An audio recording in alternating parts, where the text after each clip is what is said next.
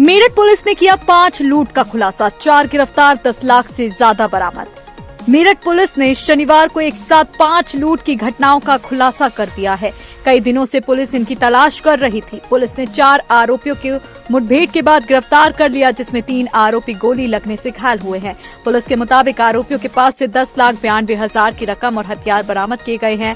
SSP Rohit Singh सचवान, SP देहात Keshav Kumar, SP city Piyush Singh ने police line में 5 लूट का खुलासा किया। इस दौरान बताया कि पकड़े गए लुटेरे नितिन, विनय, तुषार और नाजिम को गिरफ्तार किया गया है। बताया गया कि परीक्षितगढ़ में चीनी व्यापारी के ड्राइवर से 14,29,000 रुपए की लूट को इन्हीं बदमाशों ने अंजाम दिया था। पूर्व में कंकरखेड़ा क्षेत्र में सेल्समैन से हुई लूट की घटना भी इन्हीं बदमाशों ने की थी। वहीं 3 आरोपी पंकज, सोनू शर्मा और सरफराज फरार है। मुख्य मास्टरमाइंड पंकज निवासी थाना महसूमा क्षेत्र का रहने वाला है। पंकज पर 20 से ज्यादा मुकदमे दर्ज हैं।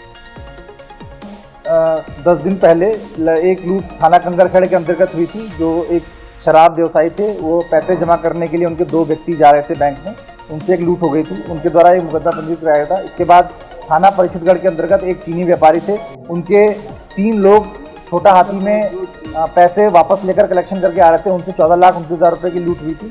और इस दोनों ही घटनाओं में पुलिस के द्वारा, मेरे द्वारा इसमें टीम लगाई गई थी और इसमें कुल मिलाकर 4 अभियुक्त अभी तक गिरफ्तार किए गए हैं, जिसमें से 3 पुलिस मुठभेड़ में गिरफ्तार किए गए। 3 लोगों के इसमें गोली लगी है, जिसमें नितिन, तुषार और नाजिम नाम का व्यक्ति है, और ये मुठभेड़ के बाद गिरफ्तार हुए हैं। इसके साथ ही इसमें इस घटनाओं में 3 लोग अभी फरार चल रहे हैं, जिसमें पंकज पुत्र ज्ञान सिंह, सोनू शर्मा पुत्र राम अवतार और सरफराज पुत्र अज्ञात है। इसका अभी तक वल्दियत पता नहीं चल पाई है। 3 लोग फरार चल रहे हैं। इन चारों ही व्यक्तियों से अभी तक 2 घटनाओं के, पहली घटना जो हमारी परीक्षितगढ़ की ये घटना है, उसमें 7,92,000 रुपये परीक्षितगढ़ के, जिसमें से 14,29,000 में से। दूसरी घटना जो थाना कंकरखेड़ा में हुई थी, उसके 3 लाख रुपए बरामद किए गए हैं। इस तरह से कुल 10,98,000 रुपये अभी तक बरामद किए गए हैं। और अभी 3 लोग हमारे और फरार चल रहे हैं, उनसे भी बरामदगी शेष है। जो शेष बरामदगी की रकम है वो उनसे कुछ हिस्सा उनको गया है, उनसे भी अभी बरामद किया जाएगा।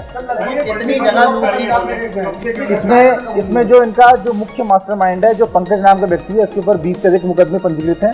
और 20 से अधिक मुकदमे इसके ऊपर मुजफ्फरनगर जनपद के भी पंजीकृत हैं और हमारे जनपद के भी पंजीकृत हैं। और पूर्व में इसके ऊपर हत्या के भी मुकदमे दर्ज हैं। तो ये मुख्य इसका मास्टरमाइंड है पंकज पुत्र ज्ञान सिंह, जो थाना महसूमा का रहने वाला है। इसके बाद इसमें जो थाना परिषदगढ़ में जो घटना हुई थी, उसमें सरफराज नाम का व्यक्ति है, जो व्यापारी के सामने रहता है। मतलब उसका जो मकान है, वो जो चीनी व्यापारी है उसके ठीक सामने रहता है। इस वजह से उसने वहाँ से मुखबिरी की और इन लोगों को साथ में लेकर ये पूरी घटना को अंजाम दिया गया। इसी प्रकार से जो कंकरखेड़ा में घटना हुई थी, उसमें से इन अपराधियों में से एक व्यक्ति, जो नितिन नाम का, ये जो शराब का सेल्समैन होता है, तो सेल्समैन का ये कारोबार करता था गढ़ रोड पे। इसमें एक जो शराब की दुकान, सरकारी ठेके की दुकान होती है, उसमें सेल्स का काम करता था। और इसको पता था कि जो सामान्यतः जो पैसे शराब के जमा होते हैं, वो कंकरखेड़ा में जो इनका ऑफिस होता है वहाँ पर जाते हैं। तो इसको पूरा जानकारी थी कि जो हर रोज शाम को पैसे जमा होकर ऑफिस जाते हैं, फिर अगले दिन सुबह बैंक को लेके जाते हैं। इस वजह से इसको पूरी जानकारी थी कि कहाँ पर पैसा और किस तरह किस बैंक में जाता है। तो इन्होंने फिर घटना को अंजाम दिया कंकरखेड़ा थाने वाली। कितने दिन से कर रहे थे? जो कंकरखेड़ा वाली घटना थी, इसमें लगभग इन्होंने 2 महीने तक इनका, क्योंकि पहले काम कर चुका था, इसको आइडिया था, तो लगभग 2 महीने इन्होंने इनका रास्ता, कौन लोग आते हैं जाते हैं, कितने बजे जाते हैं, कितनी फ्रिक्वेंसी से आते हैं, ये पूरी घटना की रेकी इन्होंने कंकरखेड़ा में की थी।